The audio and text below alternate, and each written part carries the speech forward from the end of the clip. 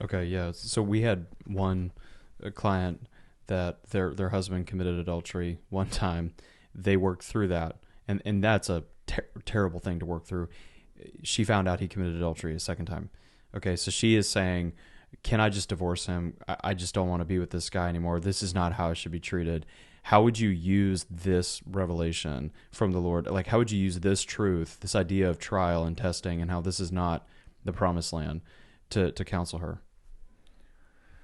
Yeah, so I guess I would tell her a couple things. First of all, his sin is not from God. Like him committing adultery is not from God.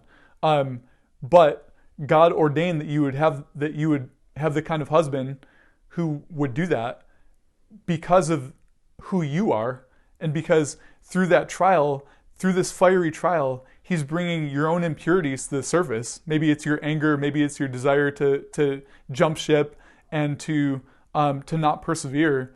And so through this trial, that's coming up. And so it's no longer so much about what he's done, because he's moved on, right? Like he's repented of that. But now it's all about how you respond to the trial. Like, are you trying to illegitimately like squirm out of the trial? Like squirm, God is disciplining you, and you're like trying to squirm out, or you're trying to like put your hand in, where he's like striking you, and it's not the right way. The right way is to submit under God's discipline. Let Him refine us, let Him try us and test us, and bring out the impurities.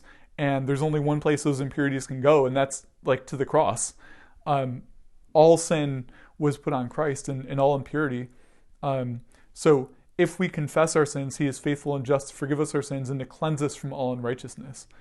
So that's I guess that would be my advice. I'm anticipating her response would be something like, "What if the way out is divorce?"